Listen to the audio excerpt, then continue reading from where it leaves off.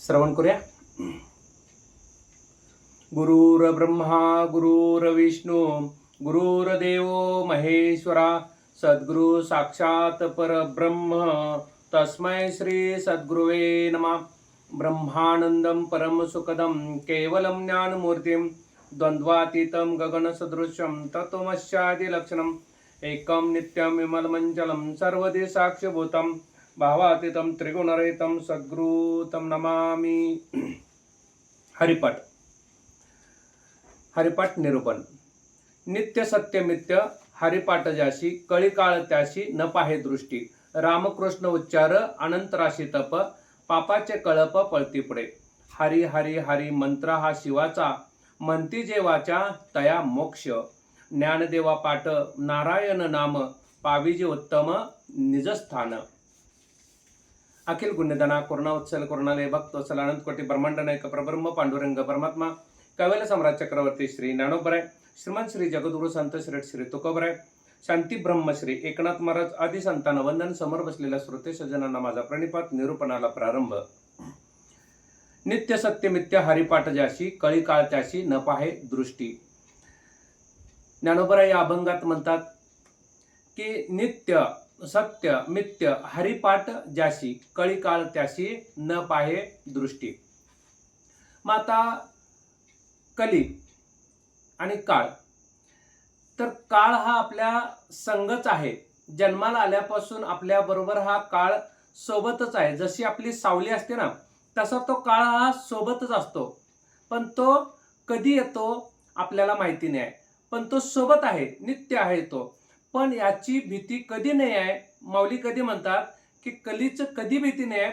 नित्य हरिपाठ पाहिजे. नित्य हरिपाठ ज्याशी आणि नित्य श्रवण पाहिजे. नित्य काय पाहिजे? हरिपाठ म्हणता आलं पाहिजे, हरिपाठ करता आलं पाहिजे. आणि नित्य श्रवण असेल ना तर याचा कशाचाही आपल्याला उपद्रव होणार नाही आहे.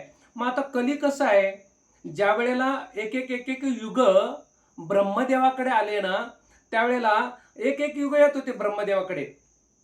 ज्या वेळेला कलियुग संपलं ना 27व युगे 28 म्हणतो ना आपण या मन्वंतरातलं वैवस्वत मन्वंतरातलं, तर वैवस्वत मन्वंतरातलं युगे 27 ज्या वेळेला कलियुग संपलं ना त्यावेळेला सतयुग आलं, कृतयुग आलं आणि ब्रह्मदेवाला म्हणाले आता आमचं जाण्याची वेळ झालेली आहे आणि आमची आता योग चालू होणार आहे. मग आम्ही कसं राहणार? 100% आम्ही सत्य राहणार आहे. 100% आमच्या याच्यामध्ये काय करणार आहेत? पुण्य करणार आहेत. 100% पुण्य असणार त्यावेळेला. असं त्यानं वर्तन केलं आणि कृतयुग पृथ्वीवरती धारण केलं. पृथ्वीवरती आले कृतयुग. मग कृतयुगाची वर्ष संपल्यानंतर 17,28,000 पृथ्वीवरती कृतयुगाची वर्ष संपली आणि त्यानंतर ब्रह्मदेवाकडं त्रेतायुग आले आणि त्रेतायुग काय म्हणाले? आमच्या युगामध्ये म्हणजे माझ्या युगामध्ये सर्व लोक काय करतील? होम हवन करतील आणि 75% सत्य वागतील, 25% मिथ्या वागतील, असं ते म्हणायला लागले. मग त्यावेळेला ते वर्तन करायला आले. मग त्यानंतर त्रेतायुगाची वर्ष संपत आली. 12,96,000 वर्ष त्रेतायुगाची संपत आल्यानंतर त्यानंतर द्वापारयुग आले आणि ब्रह्मदेवाला नमस्कार केले आणि म्हणाले आता आमची वारी आलेली आहे, आता आम्ही पृथ्वीवरती चाललो आहोत. मग त्यावेळेला ब्रह्मदेव म्हटले तुम्ही कसं वागणार आहात? आम्ही 50-50 वागणार आहोत. 50% मिथ्या आणि 50% सत्य या पद्धतीने आम्ही वागणार आहोत. आता हे शॉर्टकट मध्ये सांगतोय. श्रीमद भागवतामध्ये सगळ्या गोष्टी आहेत बरं का ह्या. तर 50% आम्ही सत्य वागणार आणि 50% आमच्याकडे मिथ्या राहणार. म्हणजे 50% लोक परमार्थिक असतील. लक्षात येते काय? कृतयुगात 100% लोक परमार्थिक होते. त्रेतायुगात 75% लोक परमार्थिक होते, 25% तर नाही आहे, म्हणजे अधार्मिक होते. आणि द्वापारयुगात काय झाले? 50% परमार्थिक आणि 50% अपरमार्थिक म्हणजे नास्तिक असे झाले. आणि त्यानंतर मग द्वापारयुगाचे वर्ष संपले. 8,64,000 वर्ष संपल्यानंतर द्वापारयुग निघायला आले. त्यावेळेला कलियुग आले ब्रह्मदेवाकडे आणि कलियुग आल्यानंतर कलियुग नग्न अवस्थेत ब्रह्मदेवाकडे आले आणि जिव्हा एका हाताने जिव्हा धरलेला आहे आणि एका हाताने शिश्न धरलेला आहे. 1 नंबरचा भाग धरलेला आहे आणि हातामध्ये असे दोन्ही असं अकराळ विकराळ दाडा बिडा असं हसत चेहरा असा त्याचा आलेला आहे, नाचतच आलेला आहे तो कलियुग. आणि ब्रह्मदेवाकडे असा आलेला आहे कलियुग. हे श्री सद्गुरु चरित्र अध्याय 2 यामध्ये लिहिलेलं आहे. सुंदर असं वर्णन आलेलं आहे त्यामध्ये. तर म्हणजे माझं जर मिथ्या वाटत असेल तर त्या श्री सद्गुरु चरित्र त्या वाचू शकताय आपण, त्यामध्ये आहे. म्हणजे एका हाताने जिवा धरलेला आहे, एका हाताने शिष्ण धरलेला आहे, 2 नंबरचा भाग धरलेला आहे. आणि असा तो कली आलेला आहे आणि नाचत आलेला आहे कली ब्रह्मदेवाकडं. आणि म्हणतो कसा, आता माझं युग चालू होणार आहे, या कलियुगाचं आहे ना, माझं युग चालू होणार आहे. आता द्वापर युग संपत आले, आता श्रीकृष्ण आता निघालेत, आता आहे ना महानिर्वाणाकडे निघालेले आहेत श्रीकृष्ण, सॉरी असं ते म्हणायला लागले. आणि ज्या वेळेला परीक्षित राजा गादीवर बसायला आले त्यावेळेला बघा कली चाललेला आहे. नित्य सत्य मिथ्य हरिपाठ ज्याशी कळी काळ त्याशी न पाहे दृष्टी. आपण हरिपाठला सोडून कुठं जायचं नाही आहे ना, म्हणजे कलीचा भाग चाललेला आहे. आणि तो कली असा आलेला आहे. मग त्यावेळेला ब्रह्मदेवाने हसून विचारलं, अरे हे काय, तू जिव्हा का धरलास एका हाताने आणि शिष्ण का एका हाताने धरलेला आहेस? त्यावेळेला ते म्हणायला लागले कली, मी ना जिवेवरती ताबा मिळवणार सर्वांचा. ह्या कलियुगामध्ये जी माणसं असतात ना ती सगळी खोटीच बोलणार आहेत, है ना. आपल्याला माहित आहे, आपण आता हे सगळं चालू झालेलं आहे. आता कलियुगाचं वर्ष 1 वर्षाचं आहे. 1 वर्षाचं बाळ आहे कली. अजून कसं कसं येणार बघा. अजून 18-20 वर्षाचं व्हायचंय, तो 16 वर्ष म्हणतो ना आपण धोक्याचं, त्याचं अजून धोक्याचं वर्ष यायचं आहे. 1 वर्षाचं बाळ आहे म्हणजे बघा 4,32,000 वर्ष आहेत कलियुगाचे. त्यात फक्त 5,100 वर्ष झालेत. म्हणजे ते आपण डिवाइड बाय करून केलं तर एकच वर्ष होते. 1 वर्षाचं बाळ आहे म्हणजे 1 वर्षाचं बाळ असताना एवढं थैमान घातलेलं आहे. मग कली तो ब्रह्मदेवाला कसं म्हणतो, माझ्या जीवावरती ताबा असणार आहे. आणि सर्वजण काय करतील, जिभेनं खोटं बोलतील, मिथ्या बोलतील आणि सर्वजण काय करत राहतील, भांडणं करत राहतील. कलह म्हणजे कली है ना, कलह करत राहतील सर्वजण. आणि त्यानंतर शिष्ण धरला ना 2 नंबर माझ्यावरती, म्हणजे आता जे अत्याचार हे ते सगळं आपण बघायला ना, हे कलियुगाचं प्रादुर्भाव आहे. म्हणून कलियुगाचं कसं झालेलं आहे, वर्चस्व आहे आज कलियुगाचं बघा. म्हणून कली. आणि त्यानं सांगितलं तुझ्यात कसे कसे राहणार, नास्तिक आणि आस्तिक कसे राहणार, त्यांनी विचारलं. त्यावेळेला त्यांनी सांगितलं 75% माझ्यामध्ये नास्तिक लोक राहतील आणि फक्त 25%च लोक आस्तिक पारमार्थिक राहतील, नामस्मरण करणारे राहतील. आणि 25% लोकांच्यामुळे पृथ्वीवरती बॅलन्स आहे. आणि हा तुमचा माझा आहे ना, तुमच्या माझ्यावरती सदी सद्गुरु कृपा आहे म्हणा, ज्ञानोबरायांची कृपा आहे, पांडुरंगाचा आशीर्वाद आहे की आपण 25% येतो. आपण म्हणायचं नाही येतो म्हणून, पण सद्गुरु जर म्हटले हा बाबा हा माझा भक्त आहे, पांडुरंग जर म्हटले तर हा माझा भक्त आहे, तर आपण त्यामध्ये मोडू शकतो. म्हणून कलीनं असं म्हटल्यानंतर बघा 75% आणि 25%च फक्त धार्मिकते असतील. म्हणून धार्मिकता त्याच्यामध्ये दाखवलेलं आहे, पर्सेंटेज प्रमाणे दाखवलेलं आहे. असं पर्सेंटेज नाही आहे, एक चतुर्थांश भाग वगैरे वगैरे असं सांगितलं मी, टक्केवारीच सांगितलं म्हणजे लवकर समजण्यासाठी. आपल्याला अर्ध्या तासात हे सगळा भाग संपवायचा असतो म्हणून. मग असा हा कली नाचत नाचत गेला. आणि मग परत ब्रह्मदेव म्हणाले ठीक आहे जा, तुझं वर्तन चालू ठेव. आणि तो नाचतच आला. आज बघायला गेलं तर बघा, ज्या वेळेला गरोदर राहिलेली स्त्री असते ना, त्यावेळेला बघा ते संस्कार करतात ना, संस्कार करतात काय काय काय काय, गर्भधारणा संस्कार वगैरे. आणि कुठला संस्कार असतो तो, हे काय म्हणतात त्याला, ते पहिला संस्कार असतो तो डोहाळे जेवणाचा संस्कार. डोहाळे जेवणाचा संस्कार. आपल्या जीवनामध्ये 16 प्रकारचे सोहळे येतात, सोहळे संस्कार किंवा सोहळे है ना, 16 प्रकारचे सोहळे येतात आपल्या जीवनामध्ये. मग हा पहिला सोहळा आहे गर्भधारण, काय म्हणतात त्याला, मग सांगितलं ते काय, डोहाळे जेवण. डोहाळे जेवणाचा संस्कार आहे ना, हा तिथं केला जातो ना. आणि त्यावेळेला तिथंच सगळं सगळं बदलतं बघा. आपण मागे पण एकदा ऐकलं ना, वाचलं ना, की ज्या वेळेला त्या स्त्रीला राहिलं होतं ना, त्या स्त्रीनं ज्ञानेश्वरी कितीतरी वेळा वाचली. आणि ज्या वेळेला ते पोटात असताना आणि ज्या वेळेला तो मुलगा झाला ना, मुलगा आज 4वी-5वीला आहे. आपण बघतो तिथं की 4वी-5वीचा मुलगा आज बघा निम्मी ज्ञानेश्वरी मुखदगत आहे. म्हणजे किती सामर्थ्य आहे बघा यामध्ये. सांगायचा भाग काय आहे की संस्कार हा गर्भधारणेचा ज्या वेळेला पोटामध्ये असतो ना, त्यावेळेला ते केला तर उत्तम शिकतो आणि उत्तम कळतं त्याला. म्हणून अभिमन्यूचा पण भाग आपल्याला माहिती आहे. अभिमन्यू म्हणजे सुभद्राला श्रीकृष्ण सांगत होते चक्रव्यूहात कसं जायचं बरोबर ऐकलं त्यानं. एकदाच जरा शिकवलं ना पोटामध्ये असताना, त्याच्या बरोबर इज इक्वल टू बाहेर आल्यानंतर 100 वेळा शिकवल्याचा सन्मान आहे. म्हणजे ज्या वेळेला बाळाला शिकवायला लागतं ना बाहेर, 100 वेळा जेवढं शिकवतो ना तेवढं पोटात असताना एकदाच शिकवलं जातं. हे बरोबर आहे. म्हणून बघा हे पण आहे. आणि परीक्षित राजाचा पण आपल्याला भाग माहित आहे. म्हणजे इतकं सामर्थ्य आहे त्यामध्ये. आणि आज बघायला गेलं ना, तो कली असं नाचत आलं ना, मग ते बाळ जेव्हा जन्माला येतं ना त्यावेळी ते नाचतच बाहेर येतं है ना. कलीचं प्रादुर्भाव आहे तिथं है ना. मग बघा आज 1 वर्षाचं बाळ असतं तर पोरग्याला उभा राहता येत नाही, तरी बाप काय करतो, असं दोन्ही हात धरतो आणि उचलतो, फिरवतो, हसतो हसतो, काय नाचत नाचत नाचत असतं. अरे त्याला उभा तर राहू दे पहिला, किती नाचवायलायस त्याला आहे ना. आणि ती पण आत येते आणि सगळं म्हणजे काय पोरगं नाचते, दोघं पण नाचायला लागले आणि सगळेच नाचतात, घरदार सगळं नाचायला लागलं. म्हणजे आज घरदार कशात नाचते, कलियुगात नाचायला लागलेलं आहे. हे कलीचं प्रादुर्भाव. मनाचे श्लोक शिकवायचं असेल तर बाळांना, हरिपाठ शिकवायचं असेल तर आज नाचायला काय शिकवतो आपण, आणि नाचायला तर शिकणारच आहे, शिकवायला लागतं ते. काल महाराजांनी पण म्हटलं ना, संसार आपण सहज करतो, संसार करायला लागत नाही, पण संसार आपण करायला जातो. पण परमार्थ कसा आहे माहिती काय, करावं लागतो पण आपण परमार्थ करत नाही आहे, हा त्यातला फरक आहे. म्हणून कली असं आलंय ना, कली आलेला आहे.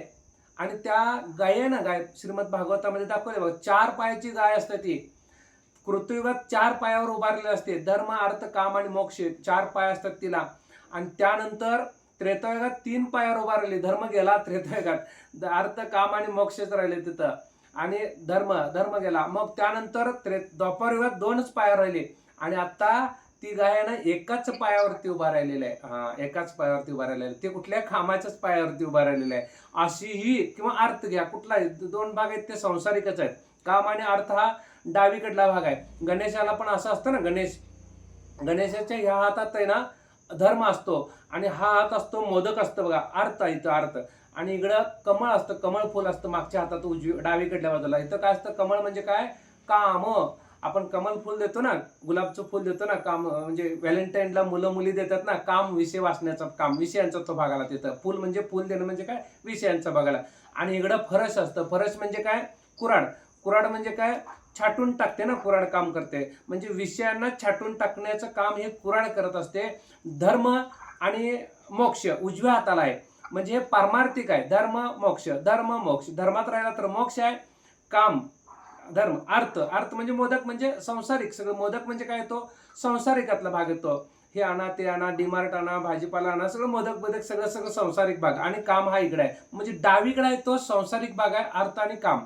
आणि उजवीकडे आहे तो धर्म आणि मोक्ष, असा उजवीकडचा भाग दाखवलेला आहे. असा गणेशाला 4 हात असतात. असो, तर हे 3 एकाच पायावरती ती गाय असते. त्यावेळेला परीक्षित राजाला दिसते.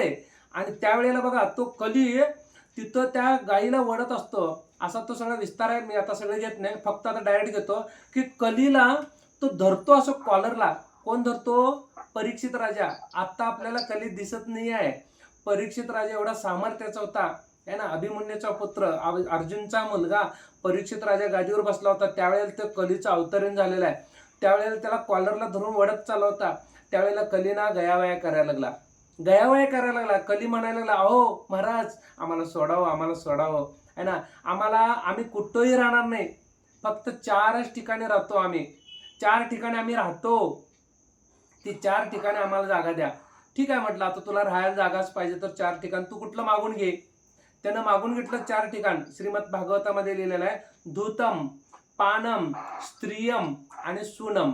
म्हणजे धूतम म्हणजे काय, दूध क्रीडा जिथे जिथे चालते ना, पत्ते, आता पत्ते म्हणा, आता दूध क्रीडा चालत नाही ते, काय म्हणतात त्याला, तो शकुनी मामा होता त्यावेळेस दूध क्रीडा चालायचे. आता काय, पत्ते जुगार बिगार हे सगळं ना त्यांच्या डोक्यावरती कली असतो, लक्षात घ्या. म्हणजे तिथं भांडणं होतात का नाही सांगा, पत्त्यात हरलं बिरलं. आज बघा मोठमोठ्या शहरामध्ये कसं ते जुगार आणि नाईटच चालू राहतं. म्हणजे कली कधी होतं, दिवसातनं पण कली कधी होतं माहिती काय, सकाळी असतो ना, सकाळी कृतयुग असतं, दिवसात पण असतं ते. सकाळी कृतयुग असतं, सकाळी किती पूजा अर्चा सगळं माणसं करत असतात बघा. आणि दुपारी द्वापारयुग असतं. सॉरी, काय म्हटलं मी, कृतयुगच म्हटलं ना. सकाळी कृतयुग असतं, दुपारी त्रेतायुग असतं, आणि संध्याकाळी द्वापारयुग असतं. 4च्या दरम्यान 5-6 वाजेपर्यंत. आणि 6च्या नंतर कलियुग चालू होतं. ते रात्रभर कलियुगच चालू असतं. आणि जे रात्री बाहेर पडतात बघा ते कलियुगाचे आहेत. मग रात्री सगळं चालू होतं, तमाशा चालू होतं, पिक्चर चालू होतं, दारू प्यायला बाहेर पडतात. संध्याकाळी 3 सण झाली की त्यांना तलपच लागते. हे इकडं फोन करते, ते तिकडं फोन करते, पत्ते बित्ते ह्याव त्याव सगळं कलियुगाचा प्रादुर्भाव असतो. म्हणून उपासना ही संध्याकाळी का करायची असते माहितीये काय? आता कलीचं सामर्थ्य असतं यामध्ये, म्हणून आपण कलियुगात उपासना करायची आहे. आता आता ही आपलं हरिपाठ चालू आहे ना, हा कलियुगात आहे. महाराजांचं धन्य आहे. महाराजांनी बरोबर कलियुग चालू झालं ना 5 वाजल्यापासून आपला हा संगीतमय क्लासेस घेतलेला आहे. सुंदर आहे बघा. म्हणजे हा कली कली आपल्यावर म्हणजे काय म्हणतो, त्याचा प्रभाव पाडायच्या आधीच आपण सद्गुरूंच्या स्मरणात, पांडुरंगाच्या स्मरणात राहतो आपण, आहे ना. म्हणजे तो कली आला रे आला, आपण लगेच नामस्मरण करायचं लगेच. हा, आणि त्यानं सांगितलं ना धूतम, लक्षात आलं. पानम, पानम म्हणजे काय? मदपान, दारू, सुरापान वगैरे वगैरे जिथं चालतं ना त्यांच्याही तो डोक्यावर बसलेला असतो कली. आणि धूतम पानम स्त्रियम, जिथं स्त्री संघ आहे, जिथं पुरुष संघ असतो, जिथं व्यभिचार चालतो ना त्यांच्याही डोक्यावर तो कली बसलेलाच आहे. आणि त्यानंतर दाखवलं ते सुनम, म्हणजे मटण हे ते सगळं सगळं मारामारी दरोडे असलं जे असतं ना त्यांच्या डोक्यावर भ्रष्टाचार वगैरे सगळं, कामाचा, क्रोधाचा, लोभाचा, मत्सराचा, दंभाचा, संशयाचा, तिरस्काराचा, भावनेचा, इष्ण्याचं सगळं सगळं आलं त्यामध्ये. यांच्या डोक्यावरती कली असतो. मग या ठिकाणी तुला बसायला जागा पाहिजे ना, ठीक आहे म्हटलं, जा तिथं जा, बस जा म्हटले परीक्षित राजा. मग तेवढ्यावर तो राहिला नाही. तो अजून काय म्हटलं माहित आहे? कली अजून म्हणाला, अहो एकच जागा द्या, अजून 5वी जागा अजून एक द्या म्हणायला लागला. आणि ती जागा म्हणजे कुठली? त्यानं मागितलं ती जागा म्हणजे मला सोन्यामध्ये बसायची जागा द्या म्हटलं. सोनं, सोनं 24 कॅरेटचं सोनं आहे ना. ठीक आहे, चल जा सोन्यात बस जा म्हटला तो कली. काय परीक्षित राजा म्हटला. आणि त्याच वेळेला क्षणाचा विलंब न लागता, म्हणजे फ्रॅक्शन ऑफ सेकंद म्हणतो ना, तेवढ्यात उडी मारून परीक्षित राजाच्या इथं जे मुकुट होतं ना डोक्यावरती, त्या डोक्यावरती असं सोनं हिरे जडित मडवलेलं होतं, त्याच्या डोक्यावरच जाऊन बसला तो. आणि तेव्हापासून हा कली प्रादुर्भाव चालू झाला रे झाला. आणि आजपासून चालूच आहे. म्हणून त्या कलीला आपण जवळ केलं ना तर तो कलीचा असा प्रादुर्भाव वाढतो की सांगता येत नाही. म्हणून आज बघा तुम्ही, आम्ही कलीला घरात आणले, घराघरात आणलेलं आहे. आणि म्हणतो काय आपण, या आमच्यात कलियुग आणलेलं आहे, या आमच्यात पूजा करूया. कलियुगाला आपण हळदी कुंकू लावतो आणि त्याची पूजा करतो. छान दिस ग बाई टीव्ही, हो लक्षात आलं का? टीव्ही म्हणजे आत्ताचा कलियुगच आहे तो. बघा टीव्ही बघून आज सगळे, आता टीव्ही जरा कमी झाला, आता अँड्रॉइड फोन आले, फोन मोबाईल आता आलाय ना. म्हणजे टीव्ही म्हणजे काय माहितीये काय? टीव्हीचं लॉंग फॉर्म माहिती आहे तुम्हाला? टीव्ही ताबडतोब वाटोळ. हा, टेलिव्हिजन नव्हे, ताबडतोब वाटोळ. जिथं ताबडतोब वाटोळ असतं ना तो कलियुग, म्हणजे तो काय टीव्ही आहे लॉंग फॉर्म. म्हणजे हा कलियुग आहे, घराघरात कलियुग पोचलेला आहे. आणि बघा, हा, आणि मग परीक्षित राजा काय म्हटले, तू ठीक आहे, तू 5 जागी राहणार ना, पण एक आहे, जिथं देवाचं नामस्मरण चालतं, जिथं हरिकथा चालते, जिथं आईची सेवा चालते, आई वडिलांची जिथं सेवा चालते ना तिथं तू यायचं नाहीस, म्हणजे नाहीच म्हटलंय. ठीक आहे, म्हणजे आणि तो कली काय म्हटलं माहितीये का? ते तसंच गुरुचरित्रात पुढे लिहिले, अहो मला त्यांची भीतीच वाटते. मला जे नामस्मरण करतात ना, हरी उच्चारणे अनंत पापराशी, पुढे दिले ना, हरी रामकृष्ण हरी अनंत राशी तप, पापाचे कळप पळती पुढे. म्हणजे कली हा पळतो पुढे. म्हणजे मला त्यांची भीती वाटते. जो रामकृष्ण हरी म्हणतो ना, मला त्यांची खरोखर भीती वाटते. आणि माझे दोस्त, माझे मित्र कोण आहेत माहितीये का? जो कामात आहे तो माझा मित्र आहे, जो क्रोधात आहे तो माझा मित्र आहे, जो लोभात आहे तो माझा मित्र आहे, जो भावनेत आहे, जो इष्णेत आहे, ते सगळी माझी मित्र आहेत, आप्तेष्ट आहेत, बांधव आहेत, हे सगळे आहेत, है ना. सुंदर आहे भाग. अजून एक आला बघा लक्षात माझ्या, नोटेड पॉइंट आहे. माया म्हणजे हे भ्रम आहे, भ्रम. माया हे भ्रमाचं रूप आहे. काम, विषय, वासना हे मायेला लागलेले ताजे फळ आहेत. अहंकार हा मायेचा ज्येष्ठ पुत्र असून मोह हा तिचा घरजावई आहे. ममता ही तिची कन्या आहे, मुलगी आहे. असा सगळा मायेचा पसारा आहे. आणि हा मायेचा पसारा कलीला आवडतो. आणि हा सगळा जो आवडतो ना कलीला, त्यातच तो कली भरकटत राहिलेला आहे. म्हणून रामकृष्णारी उच्चार अनंत राशी तप, पापाचे कळप पळती पुढे. म्हणून जो रामकृष्णारी म्हणतो ना, जो नामस्मरणात आहे ना त्याची मला खरोखर भीती वाटते, मी त्याच्या जवळ सुद्धा येत नाही. म्हणून जिथं जिथं आपण रामकृष्ण हरी म्हणतो, जिथं सकाळ सकाळी पूजा चाललेली आहे तिथं भांडणं होतात का बघा बघू? नाही, कारण तिथं कृतयुगाचं सामर्थ्य आहे. म्हणून सीमाताई तुमचं हे बंद करा की, म्यूट करा, व्हिडिओ चालू राहू दे, म्यूट करा. मग बघा की काय चालू होता भाग, हां रामकृष्ण हरी जिथं आपण म्हणतो ना, जिथं पूजा अर्चा आहे, जिथं नामस्मरण आहे तिथं कली नसतो, तिथं कोण असतं? कृतयुगाचं सामर्थ्य असतं, तिथं त्रेतायुगाचं सामर्थ्य असतं, तिथं द्वापारयुगाचं थोडं सामर्थ्य असतं. म्हणून तिथं काय असतं? सकाळ सकाळी असतं बघा हे, आणि रात्री सगळं भांडणं हे ते कलं बिलं सगळं चालू असतं. म्हणून त्यांच्या ठिकाणी तो कली बसलेला आहे. म्हणून कली कळला पाहिजे आपल्याला. म्हणून नित्य सत्य मित्य हरिपाठाच्याशी कली काळत्याशी न पाय दृष्टी, रामकृष्ण उच्चार अनंत राशी तप, पापाचे कळप पळती पुढे.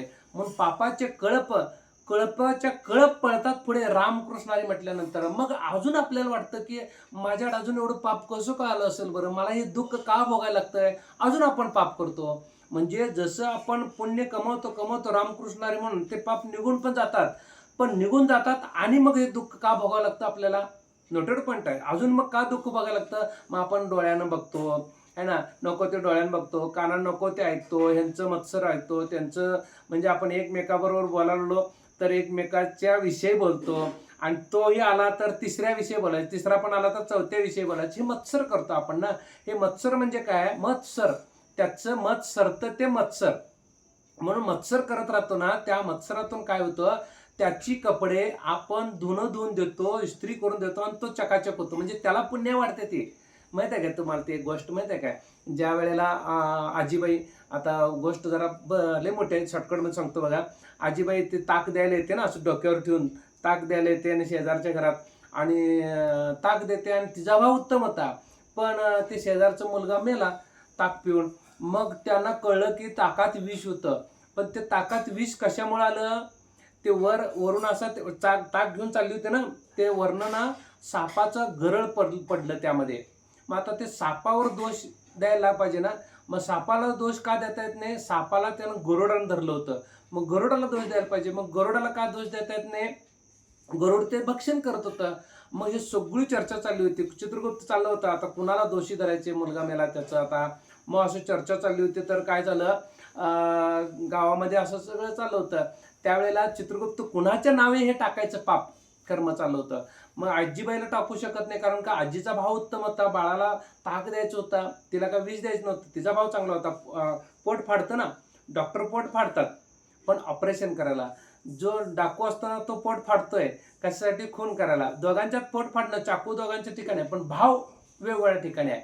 म्हणून तिथं पुण्य आहे, तिथं पाप आहे. तसं तिचा भाव उत्तम होता, तिला नाही. मग सापाला पण नाही, कारण का त्यालाच कळण झालं तर खाली वरती गरुड धरला होता. मग गरुडाला पण नाही, कारण ते भक्षण होतं. म्हणजे चाललं होतं चर्चा कट्ट्यावर बसून, गंजकी लुंगी लावून कट्ट्यावर बसून माणसं बसतात बघा, तंबाखू खात वगैरे. त्यानं असं केलं, त्यानं तसं केलं, ह्यावं केलं, त्याहून केलं, असतं ना, कट्ट्यावर असतात बघा. त्यांच्या नावावर टाकायचं म्हटलं आता हे. म्हणजे मत्सर करत होते. आपण नको त्यांचं बोलत बसतो ना, हे असं ते तसं पळून जातात, लग्न करतात, त्यांना पोरं होतात, आणि हे उगाच बडबडत बसतात है ना. असं तिकडे जायला नको आपल्याला. सांगायचं भाग काय, हां, मग त्यांच्या नावावर जे कट्ट्यावर बसून चर्चा करत होतं ना, चित्रगुप्त म्हटले हां टाका यांच्या नावावर आता. म्हणजे मत्सर करणाऱ्यांच्या नावावर टाकलं जातं. म्हणून हे पाप पुण्य आहे ना, हे पळून जातात, पण आपण अजून पाप करत राहतो. हा इथं सांगायचा उद्देश होता. पळती पुढे, पण अजून आपण पाप करतो. म्हणून पुढे सांगितलं, हरी हरी हरी मंत्र हा शिवाचा, म्हणती जे वाचा तया मोक्ष. म्हणून नंबर आहे मोक्ष म्हणून सांगितलेलं आहे. मोक्षाची व्याख्या काल पण घेतली, आज पण बघा. अत्यंत दुःखाची निवृत्ती आणि परमानंदाची प्राप्ती म्हणजे मोक्ष. लक्षात ठेवा, वाक्य पाठच करायचे. अत्यंतिक दुःखाची निवृत्ती. दुःख म्हणजे दुःख राहतच नाही तिथं. गाडी गेली, जाई नका माझी नव्हती म्हणायचं. म्हणायला लई सोपं आहे हो, पण तळतळ किती लागतंय माहितीये काय. पण त्यातून अलिप्त होणं पण सोपं नाही, एवढं जमत नाही. आपण मी म्हणाले सहज, पण माझी जाऊ दे, झोप लागणार नाही मला 8 दिवस आहे ना. पण त्याच्यात पण राहता आलं पाहिजे.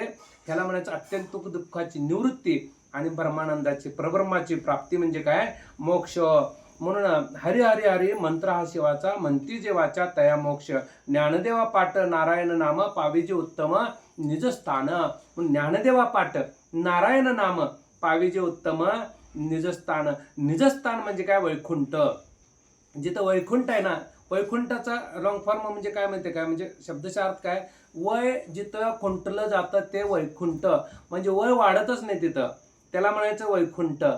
मग आपलं तिथं वय वाढत नाही. स्वारींच्या जवळ गेल्यानंतर, परब्रह्माच्या जवळ गेल्यानंतर आपलं वय जे आहे तेच राहतं, त्याला म्हणायचं वैकुंठ. म्हणून ज्ञानदेव पाठ नारायण नाम, पाविजे उत्तम निजस्थान. म्हणून नित्य सत्यमित्य हरिपाठ ज्याशी, कळी काळ त्याशी न पाहे दृष्टी. म्हणून कलीचं आपल्याला दृष्टी नको असेल तर आपल्याला नित्य हरिपाठ, नित्य उपासना, सकाळ संध्याकाळची उपासना, सकाळ संध्याकाळचं नामस्मरण जे काय असेल त्यात आपल्याला अखंड राहता आलं पाहिजे. मग ते अजिबात त्याच्यात राहणार नाही आहे. म्हणून सांगायचा भाग काय की कली सगळ्यात महत्वाचं. कली ह्याच्यात काय दाखवलेलं आहे ज्ञानोबराने?